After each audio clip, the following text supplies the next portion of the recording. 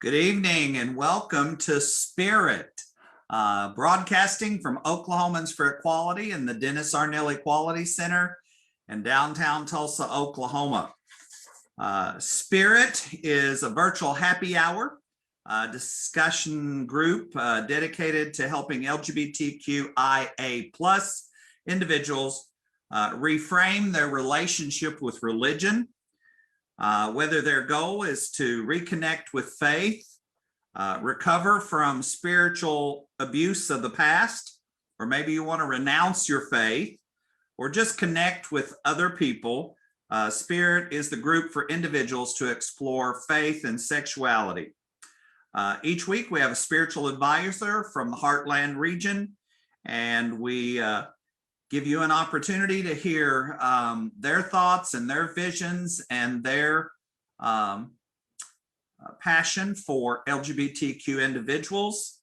And I always like to go over the precepts of Spirit, and so I'll align those. Make sure you've got your beverage. Tonight I'm drinking iced tea in a recycled cup from McDonald's, so everybody's got their beverage.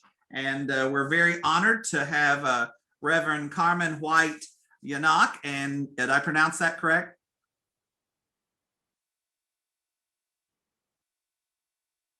She's still muted.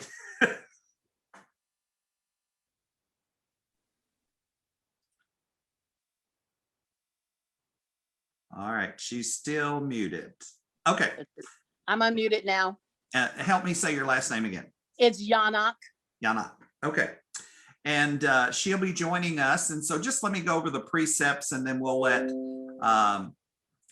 Carmen introduce herself. K.O. is standing by. K.O. Morse is here on staff at Oklahomans for Equality, and he will be taking your questions and posting those in the chat so Carmen can answer those. So the precepts of Spirit, you have to be committed to interfaith dialogue. You have to affirm the full equality of LGBTQ plus persons and families. You have to be resistant to coercive action and coercive actions of proselytizing and conversion. Sorry, I've got feedback here. And you have to be committed to the eradication of conversion therapy and the dangerous reparative counseling practices. So let's hear from Carmen tonight. And Carmen, what I'd like for you to do is just kind of tell us a little bit about you. You can talk to us about, you know, your family, your experience in ministry, and especially kind of tell us what your ministry roles are right now. And thank you so much for being here. I have known you 20 plus years. Absolutely. Yeah. I knew your spouse when they were still in law school. So however long ago that's been. So yeah, I've always been a big fan. Thank you, Toby. Our family has much love for you, very especially and particularly. As you said, we've known each other since, I'm going to say that we were in law school because we all went to law school. And that's how we got to Tulsa. A little bit of my background. I am a, let's see, 1, 2, 3, 4th generation minister in my family. My great-grandfather, I grew up in my great-grandfather's church in San Antonio, Texas. And just so, K.O., just so that you know, and for the audience, my laptop was now working. So I was trying to move over before we got started. So that was the feedback that you heard. So I'm so sorry. I'm so sorry about that. I was going to switch over to my laptop so as not to hold my phone, but we're going to move forward. But as I was saying that my great-grandfather, I grew up in his church. That church is still going today in San Antonio, Texas. It is now 50-something years old. I want to say something like 54 years old. And it's been amazing. My navigation through the church world has been very interesting. I just told someone today that I hold true to a lot of the things that I grew up with, but there are a lot of the things that I do not hold true to them. And one of them being the lack of recognition, the lack of pastoral care for those inside of the LGBTQI plus community. And so that's very near and dear to my heart, having a child who is transmasculine. But prior to that, it was still very near and dear to my heart because I could not understand. How do we sing the music? How do we have people within our congregation and people that we absolutely love and then leave when it comes to human sexuality and people being who they are and being free to be who they are? There were many closeted people inside of our community and inside of our church.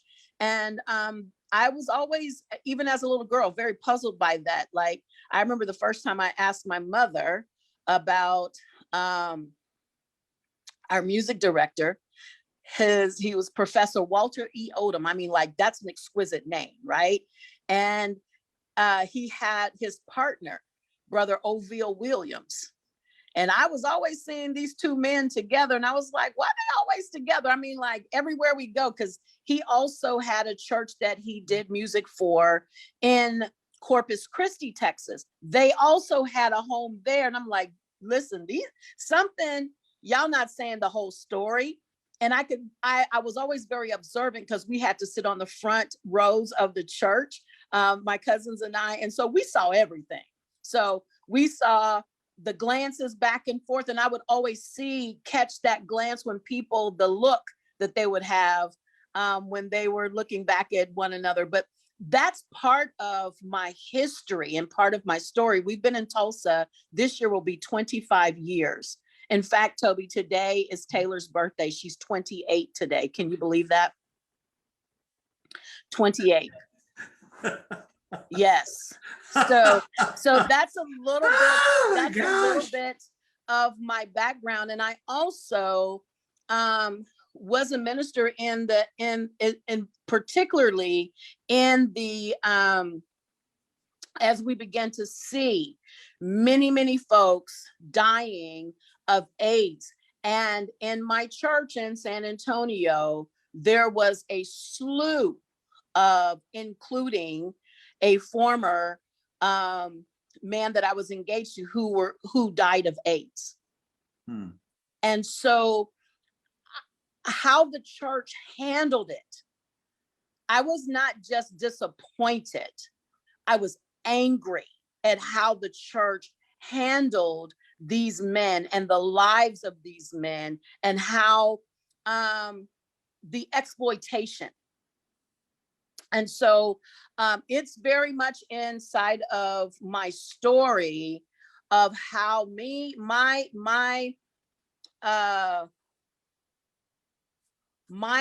issue, particularly with the Black church and the gay community.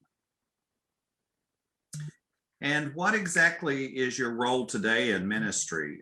So I have been in ministry 35 years.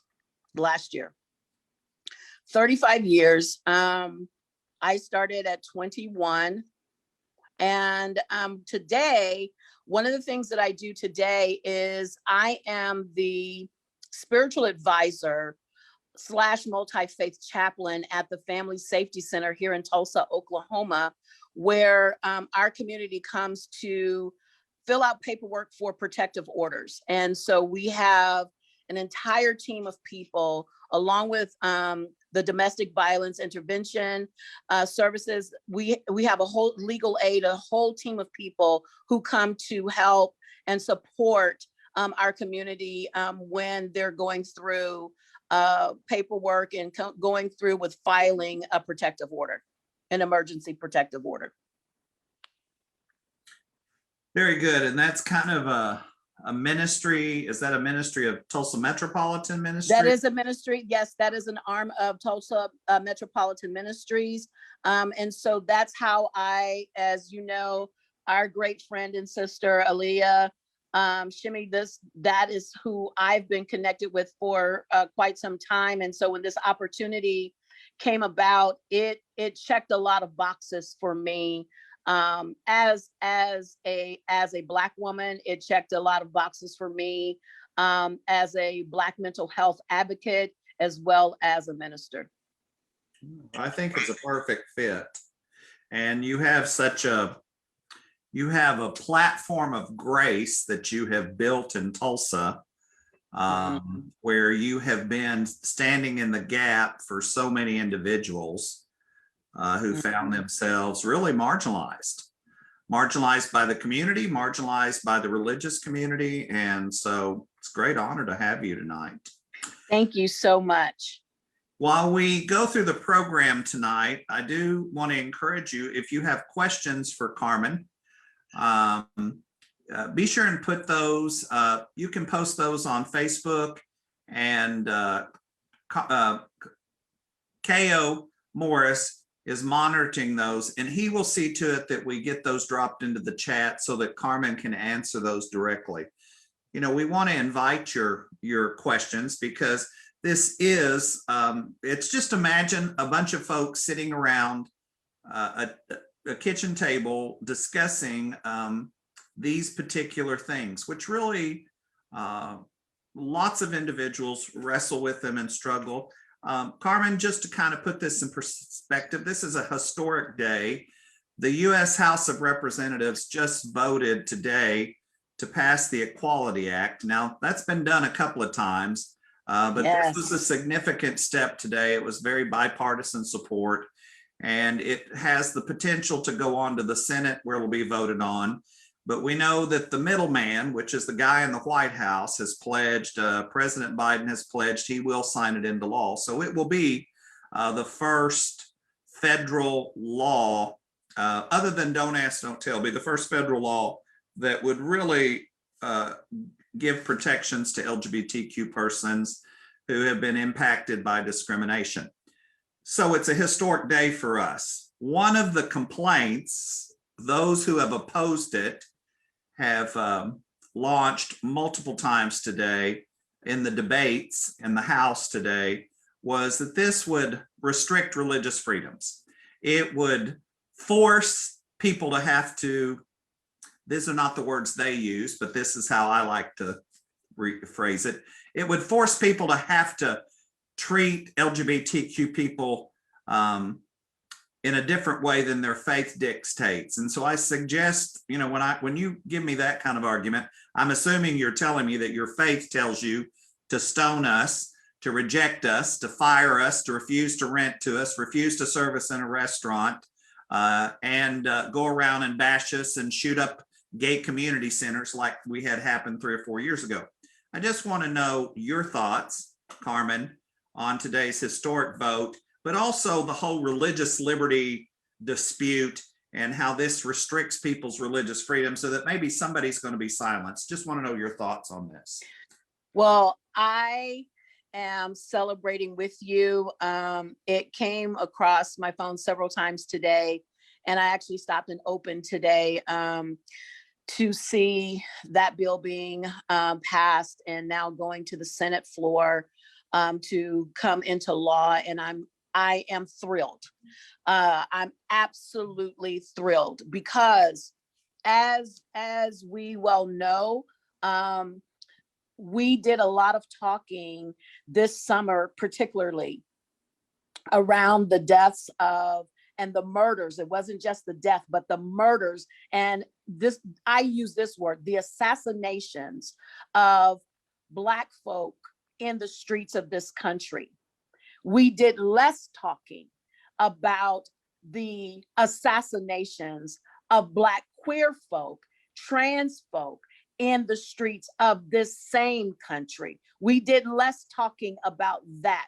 We didn't hear very often about the name Tony McDade, but all of those things occurred at the same time of Ahmaud Arbery God rest his soul, that yesterday made 1 year for his assassination, or Breonna Taylor or George Floyd. Those names were lifted up very loudly, but we didn't, it fell on deaf ears and closed hearts, I will say, about the deaths and the assassinations of Black queer folks and trans people of color in this country. And I was deeply saddened by that, and I still am. Now, to your point about the religious folks in this country who take issue with this bill and with issue with the community. Well, I'm going to say, I need you to read the entire Bible. If we're going to speak sacred text, let's read the entire Bible. So let me just say this. Jesus, the Son of God, hung out with the least of these. And Jesus himself said, whatever you do to the least of these, I will say it to those who are sitting on the periphery, on the edge of society, the marginalized communities, you have done it unto me. So if you're only seeking out the poor, if you're only seeking out the sick and the afflicted, but you're not seeking out the LGBTQI plus community who are sitting on the fringes of our society, because the community does not have all of the same rights as everyone else in the society. I have never felt my marriage to my husband as a cisgendered woman. I have never felt like my marriage was attacked because we opened up and gave access to the community to be married legally. I've never felt like my marriage was now less than. Neither do I feel like any rights that I have been lessened because those rights are now being given to everyone. I am a Black woman in the United States of America, living in the city of Tulsa, where the worst race massacre took place in 1921. And so I still, with all of the laws that have been passed, voting rights of 1964 and 65, all of those things, the abolition of Jim Crow laws, I still don't have the same access as people who don't look like me. And so do I want the LGBTQI plus community to have full access? Absolutely. I want everyone to have full access to what we call the United States of America. I want you to be able to sleep wherever you want to. I want you to be able to sleep with whomever you want to. I want you to be able to marry who you want to. I want you to be able to eat where you want to. I want you to be able to buy your wedding cake, purchase your wedding cake from whatever bakery you want to purchase it from. I want you to have full access. And so today is a historic day. It's worthy of celebration. That's my short answer. Very well said. And you bring a passion that we need in our pulpits. And I knew that you would have a passionate delivery. And so me and Ko, we're about to have church, right, Ko? We're enjoying this. And so I just love the fervency and the authority and the anointing that I'm hearing out of your voice tonight. And I'm not a bit surprised that you had thought about these things. As an ally, what does it mean to you to be an ally to LGBTQ persons? I'm not sure that I always like the word ally. But I will say this, I'm a beloved friend of the community and have been. And I have stood in the face of family members, clergy persons who have tried to deny even my own family, as I was growing up, family members who identified as gay. I was like, what we're not going to do is start treating them differently, because before you knew this information, the love was flowing. So now we're going to switch it up because you heard a different word. Yeah, we're not doing that. We're not doing that. And it's not going to happen on my watch. Now, everybody gets to decide for themselves and make those kinds of decisions, but I challenged it. I challenged those decisions. And I will also say that I find it, for those who were never able to be completely out and who left this world not being completely out, and they suffered greatly because they didn't have the courage and the freedom to live fully as themselves. And it broke my heart. It broke my heart, because I will go as far as to say this: whatever the sickness was, that wasn't it. What took them out was not being able to live authentically as themselves. And when you cannot do that for years and years and years and years, and you get the proverbial and actual door slammed in your face from your family, that eats at your soul like a cancer. And so it's my duty. I believe that.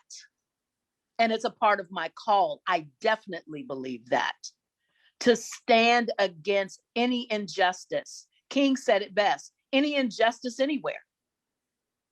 If we have one this place, or we have one, it's everywhere. So I've got to stand against it in all spaces, and to create a safe haven for those who don't have it.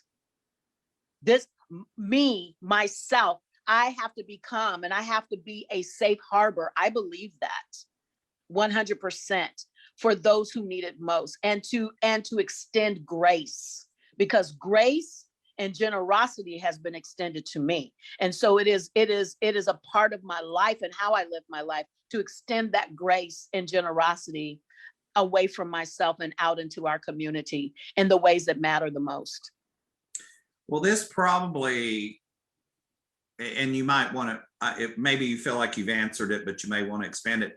If you were talking to a congregation, whether it's a prominent Black congregation, or it's a racially integrated congregation, whether it's a progressive denominational church, or it's a church in a very conservative movement, and let's say that you had the opportunity, that clergy person came to you and asked you about the steps and how important it was, and maybe they have somebody in their church, and maybe their church is struggling with this issue, because, as you know, denominations are debating this, voting on it, splitting and ripping apart over it. And so it's right among us, especially especially in countries where the Christian religion has been a dominant force in the histories of those countries. I guess, what would you say to those clergy persons and those congregations about LGBTQ identity, and maybe they're thinking about taking steps? Or where I would begin is at a very basic level. Let's just talk about love. Let's talk about love, and let's talk about how we extend love beyond what we think, act, feel, and believe and know? How do we extend the love of God, whether you are a Buddhist, whether you are agnostic, whether you are atheist, whether you are Pentecostal, whether you are Muslim, Protestant, whatever the case may be. How do we demonstrate love? Mhm. And how do we pull down these barriers that we have put up and erected, that these walls? How do we dismantle these walls of discrimination, these walls of racism, these walls of separation? And we do it through something that unifies, and that's love. And sometimes love comes in a lot of different packages. And I've seen just love of humanity be brought together with something as simple as music. Mm-hmm. And how, because music does not have a denomination or a race on it. It just speaks to people. And how do we demonstrate that inside of a church setting? I've seen it happen during Pride. That stage has no barrier. That stage does not say only gay people can be here, only LGBTQI plus. It doesn't say that. It is open to the community at large, the city of Tulsa, and people have flooded this city to be a part of it. And so, to answer your question, Toby, I believe that where we begin at a very basic level, but it's a very deep level. How much am I willing to extend myself outside of my comfort? Because it is courage over comfort. It takes courage to love someone that you have not figured out. It takes courage to love what you may deem as unlovable. It takes courage. And I'm going to say something that's going to hurt somebody's feelings, but I'm going to say it anyway. And I'm not talking about the kind of love where we say things like, I'm going to love the sinner, but hate the sin. No. If we're going to love, we're going to love completely. We're going to love all of you. And I don't have to compartmentalize you in order to love you. Period. And that's period spelled P-E-R-I-O-D with 2 T's. There it is. Very good. There it is. Yeah, that can when we say love the sinner but hate the sin, is that's just a fake. It's cheap. Yeah, it's a fake love that says that God is selective in who God loves, and I don't think any of us believe that. Even Jesus said to the woman, where are your accusers? Where they at? They got so much to say. Where are they? Okay. And so I think that's something that we have to be in consideration of, more than in consideration, but we have to demonstrate it. You know, Maya Angelou said, yeah, people will forget about what you say, but they will never forget about how you make them feel. And if I make you feel, if you feel from me that I truly accept you, I'm not tolerating you while you're in my presence. If you have not, now I just met KO today. If he has not felt my authenticity, I am doing something incorrect. I'm not being accurate tonight. I'm really off. And if he has felt that, that's because it's coming from a very genuine and authentic space within me, because it's what I practice. It's not what I talk about. It's what I am about. and more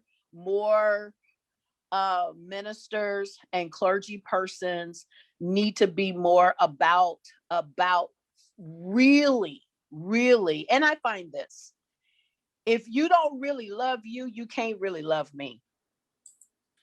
Yeah. I love that. And we find that a lot of times, especially somebody who's really opposing LGBTQ people may be harboring their own sense of insecurity and their own internalized homophobia. So we do want to encourage you, if you have a question for Carmen, she's our spiritual advisor tonight, and she is definitely moving in the spirit, and she is definitely giving us words of wisdom and words that we can live by and words that can help us do better. And so she's here tonight to answer questions, and you can just post those on Facebook, and KO will see to it that we get those for Carmen so that she can see those.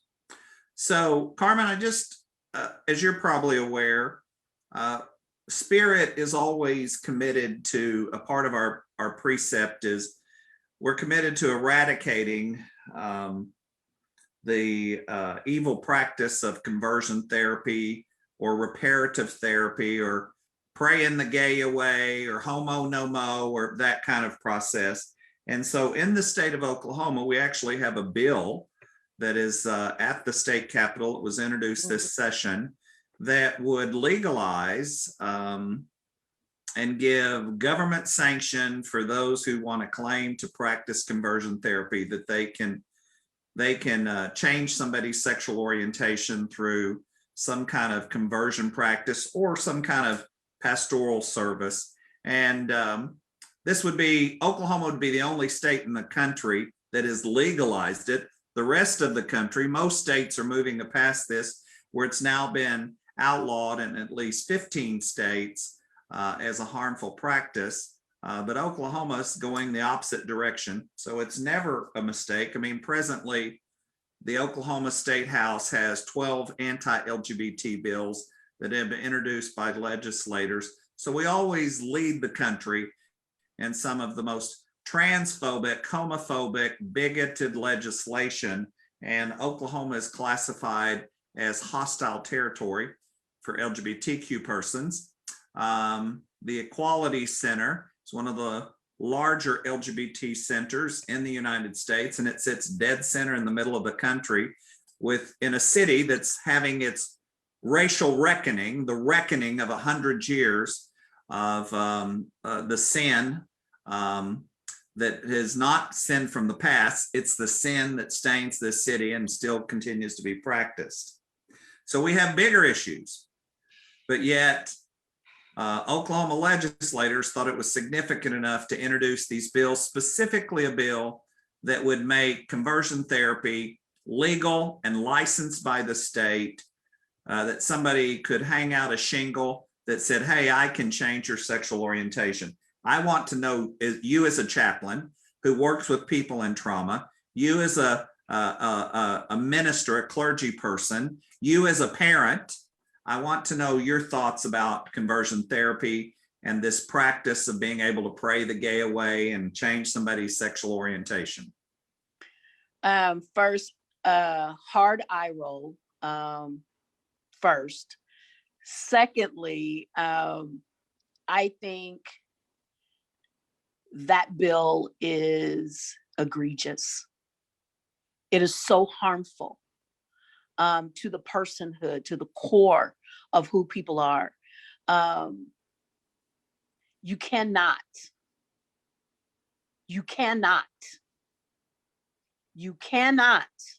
pray the gay away. Now, can you go into hiding? Absolutely. Can you go further into your closet? Absolutely. But you cannot pray the gay away. You cannot lay hands on somebody and then the gay demon leaves them. No, there might be some other stuff that leaves, but that's not going to go away because that's who they are. That's who they are.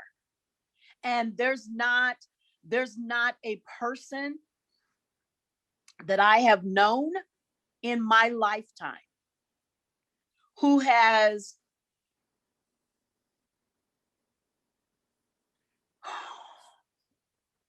placed themselves in a position of wanting to be erased for some folks from their families, to never be talked about in their families, to be pushed aside, to be excommunicated out of churches. There's not a person who is a part of the beloved community who would wish that upon themselves. Have their homes vandalized, or like the Equality Center, have their death threats, bomb threats. Who would ask for that? Said no one. It's who you are. And because it's who you are, I get to love you as who you are. All of these bills that we have, my brother Jesse Williams, the late Reverend Jesse Williams, used to call Tulsa Jerusalem, because we in this state, there's such a, it's like we've got to prove our Christianity. We have to prove that we're tight, like we're God's first cousin. We got to prove that that's who we are. And we do that by these egregious acts, and believe that so many believe that who do that. And when I say we, I do not mean me, but believe that they're right and that they're doing God some type of service and supporting. God don't need your support. Let me just say that. God does not need your support. Who needs your support are the people that you can see. And really having a conversation and having an understanding. And that's my take on that. It's borderline. It's not even borderline. It really is ridiculous. And it is sad. It is a sad state of affairs that as a state, this is what we put so much emphasis on. Now, we don't put emphasis on taking care of our housing insecure.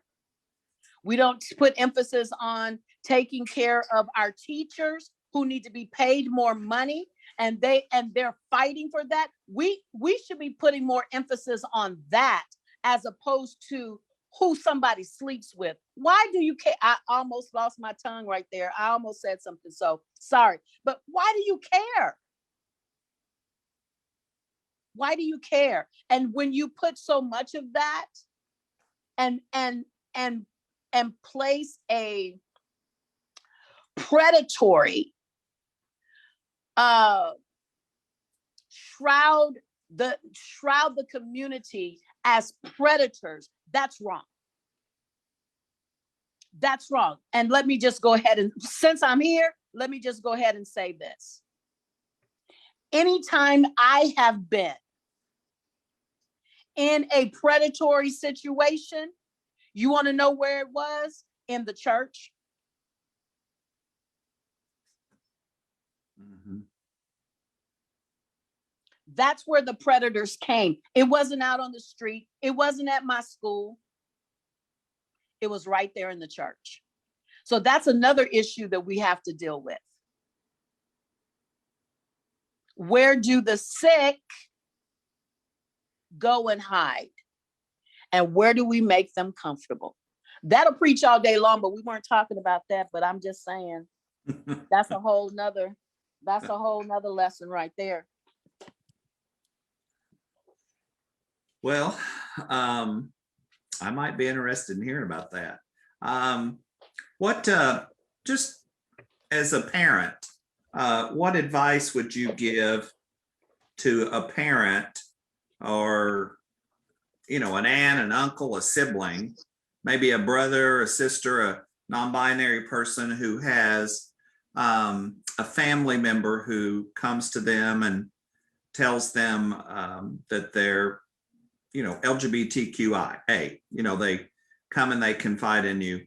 What advice would you give to a person who has a family member, somebody within their own family? I know as a counselor and a pastoral care person, I know that you've had to help people with that. Mhm. And I think you've already shared, you and your family have had to address that. Absolutely. I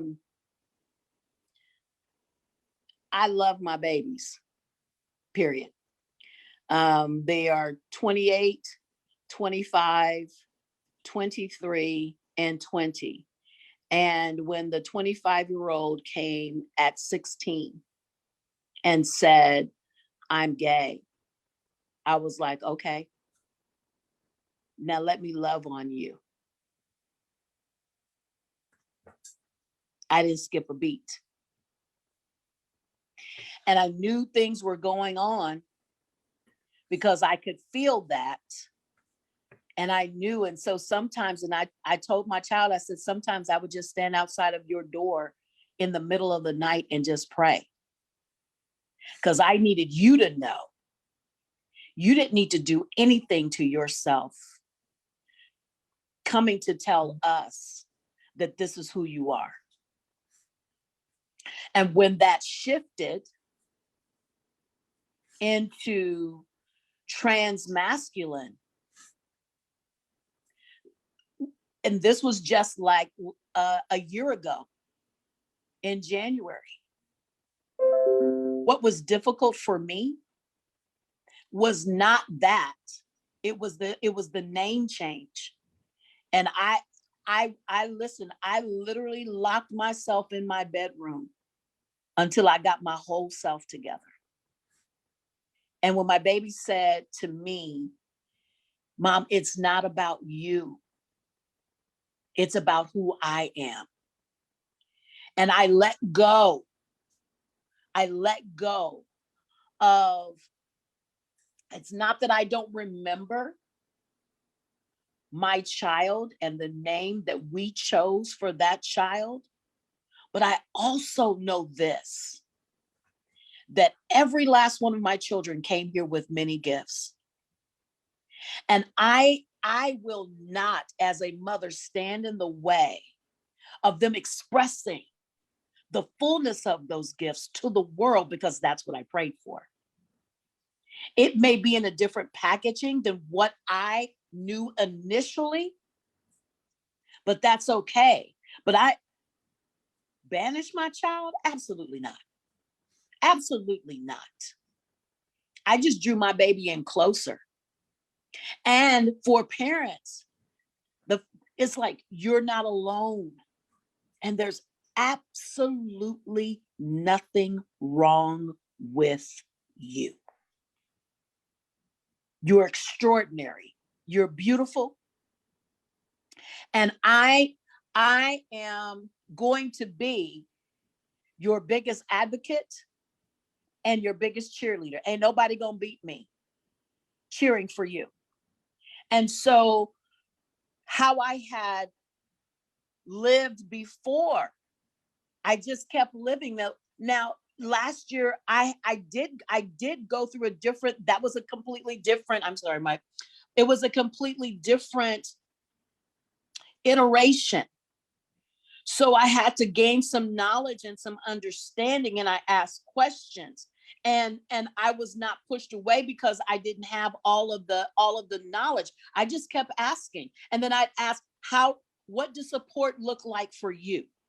What does support feel like for you? How can I do that? How can I honor you? And so what I did when I came through my dark night, it lasted about 9 days.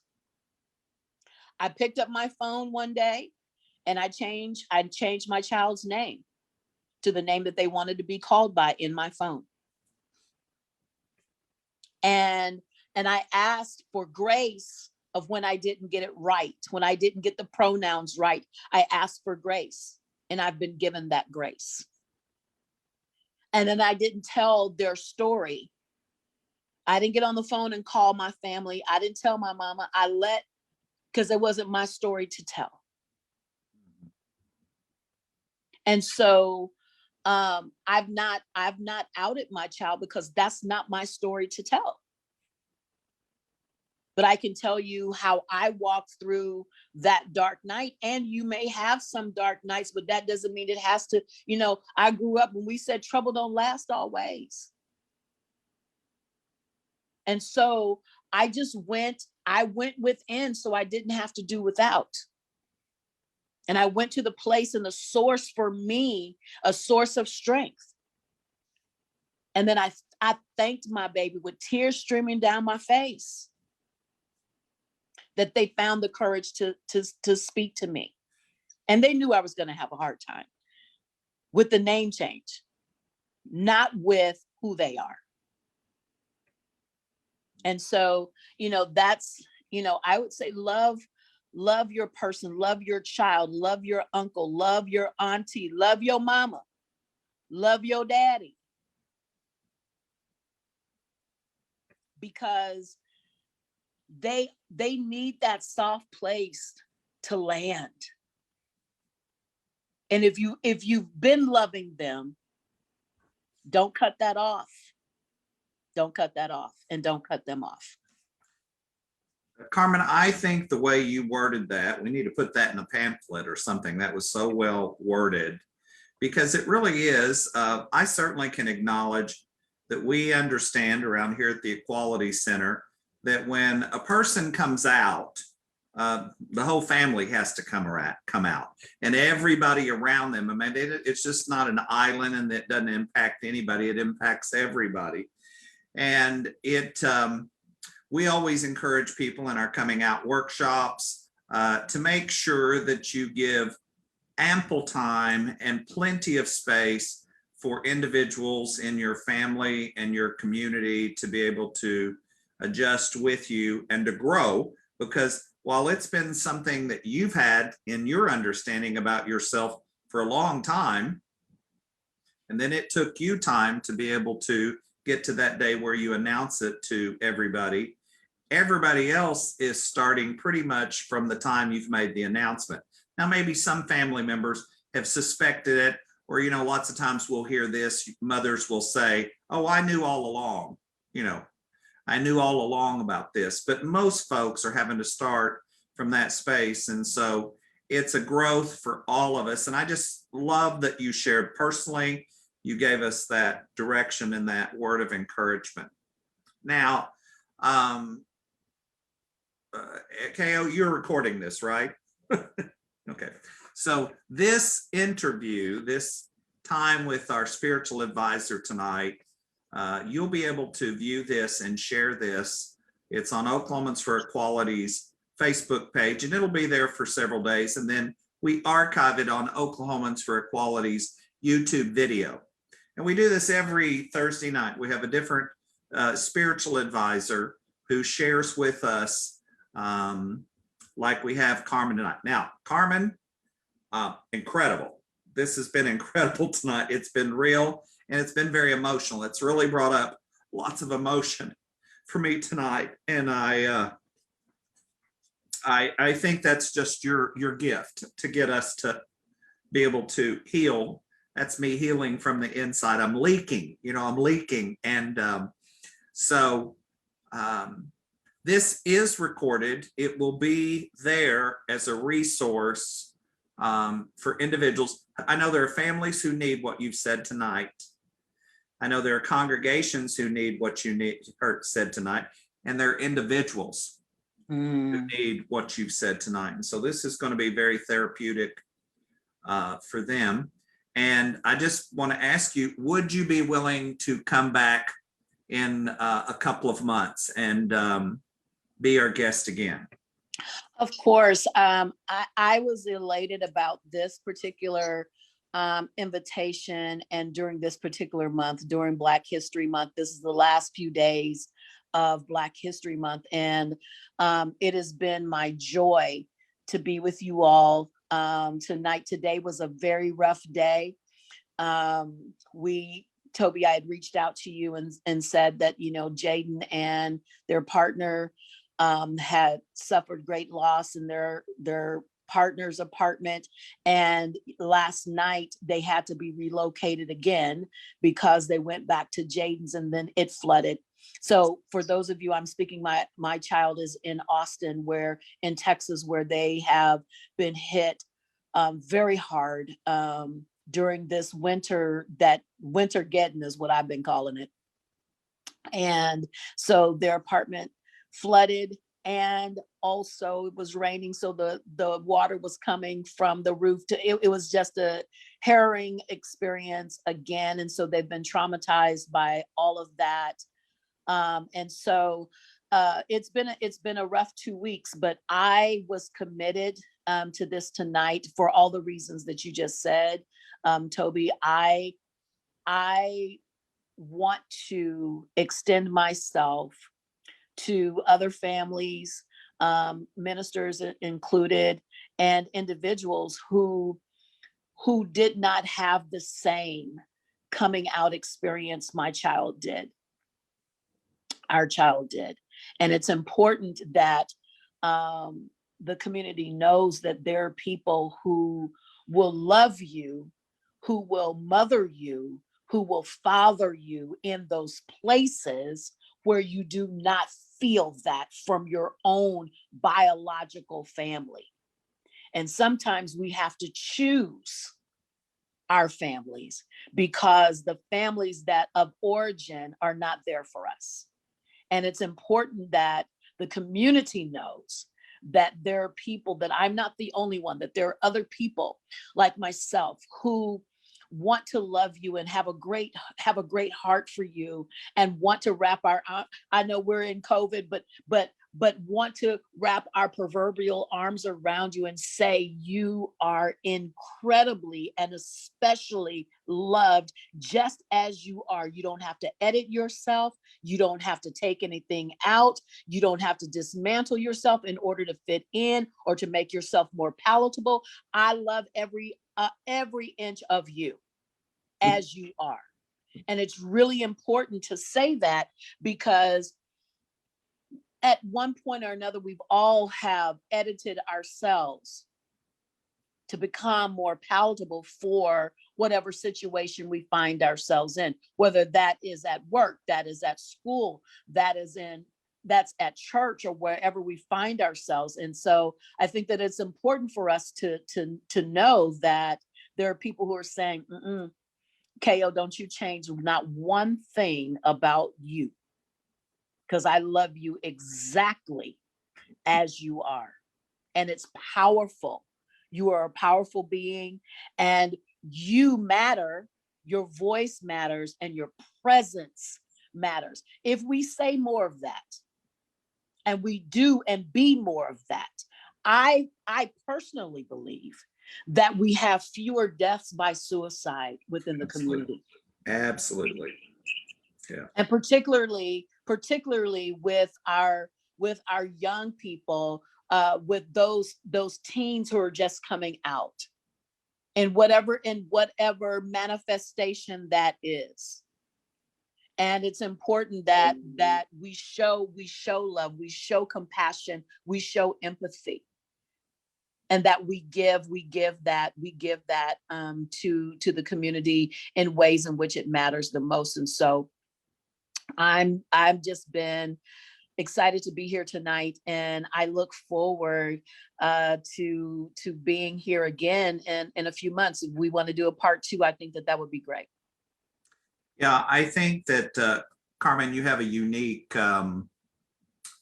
you have a unique position in the religious community, and the multiple roles that you play, or that you serve in. You're not playing, you're serving, and I know that has been your spirit for as long as I've known you. It's been a great honor to have you tonight. As we said, you'll be able to listen to this video and you'll be able to share it with people who you feel like need to have it. And our purpose for Spirit is to make sure that we give individuals who are needing to reframe their relationship with religion and reframe their relationship with faith. There are individuals who it's best for them to renounce it. They no longer believe, but there are also individuals who need to recover and heal from abuse. And so that's the purpose of this program. And we've been beautifully cared for tonight by one of the kindest servants of the creator of the universe. Just what a glorious healing words that they have spoken over all of us tonight. They practice what they preach, and they are there providing care for individuals who find themselves sometimes in some of the most serious trauma of their lives. And thank you so much for your service to this region of the country. And I'm so sorry that your family were impacted personally down to our neighbors in the South in Texas. And if you would allow me, we're going to close out tonight. I'm just going to say a prayer for our people in Texas who continue to deal with this. And you've given us a reminder of, this is your family. So we're just going to have a general prayer for our friends in Texas and others across the country who are now still reeling from this. And so we call upon the one that is called by so many names, by so many people. And we ask for help, especially for those who are still living with the devastation of the polar vortex and the severe weather impact and how it strained our systems. It showed us our weaknesses in our infrastructure, and it showed us where corporate greed has set us up for fail and has to put people in harm. We think of tonight 500,000 families across this country who are grieving with the loss of COVID deaths. And now we think of our families in Texas who have had loved ones who've died not from COVID, but from the impact of this severe weather. And we think of Carmen and her family, specifically her child, but we also think of all the parents who are grieving over the concerns of their family who are still impacted by what has happened to the south of us. Help us to rise up and help them, and also be comforted tonight that we have, we can call their name before the great name, the great I am. Amen. Amen. Toby, I'd like to follow up on that prayer and just to speak a word of love and compassion for this community. I want to pray a prayer, especially for those who have not had the family support as they have navigated their way through coming out, living as who they are and who they be. I pray a very special prayer of compassion and love, that you'll receive it in this moment, and that this seed of prayer that I'm praying right now will go straight to the very soul of who you are, and that it will come alive and blossom not many days from now, and that you will know fully that there are people who care, and there are people of faith who care. There are clergy persons who care, and that we stand at the gate, opening it wide. And we're also extending our welcome table to all of you. So do not despair. We give you access to all things that are all God. However you express God, as source, as source energy, as the universe, as God, as the Holy Ghost, as Jesus, whatever expression, but that expression of love will illuminate where you are in this moment, and that you'll know that it is always unfolding and flowing towards you. And it is in that great name that we pray,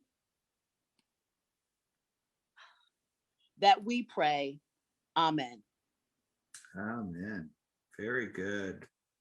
Just what I needed, and I know what so many who listen to this broadcast will need. What a great honor to have you tonight. Ko, anything else before we close out? Can you hear me? Yes. Yes. I just wanted to say that I love the conversations. The conversation tonight, you really spoke to me. A lot of things you said really hit home, and things that I experienced myself. I come from a very religious background family. My great grandpa was a reverend. We'd be the first ones there, last ones to leave every Sunday. Bible school, Saturday school, what you name it. I was always there with me, my cousins, and my family. So I do have a lot of kind of trauma with dealing with being bisexual and being Black and being very raised in a religious household. So a lot of things that you said tonight really spoke to me. And I'm about to turn 26 on Saturday. And when I came out in high school, I was very sad, very depressed, and I was suicidal. And I honestly didn't think that I would, so I'm gonna start crying. I didn't think that I would make it to 22. But I'm here, I'm great, and every day is just a blessing. And thank you for tonight. It was wonderful. Ko, I'm so glad that you're here. And I'm glad that you have had the courage to stand against all odds that have come against you and to try to dismantle who you are. I can say without reservation that I love you. I love you too. And pray blessings upon your life continuously, and an early happy appearance day. Thanks for coming. Thanks for coming. Thank you for joining us tonight. And that concludes Spirit. And we have definitely drank from the Spirit tonight. Absolutely. All right.